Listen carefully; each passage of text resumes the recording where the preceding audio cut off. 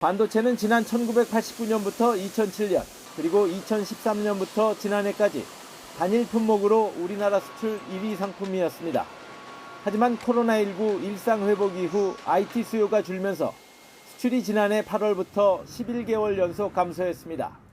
그 결과 올해 6월까지 수출액은 432억 달러로 지난해와 비교하면 37.4%가 줄었습니다. 하지만 자동차는 전기차 등 고가차 소비가 늘면서 357억 달러, 역대 최대 실적을 올렸습니다.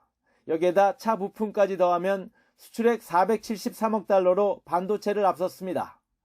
상반기 기준 자동차와 차 부품의 수출이 반도체를 앞선 건 지난 2016년 이후 7년 만입니다.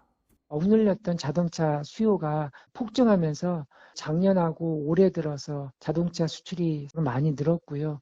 IT 경기는 상대적으로 침체되면서 자동차 반도체 수출이 좀 극명한 모습을 좀 보이고 있습니다. 반도체가 전체 수출에서 차지하는 비중도 지난해 19.7%에서 올해는 14%로 축소된 반면 자동차와 차 부품은 10%에서 15%대로 올라섰습니다.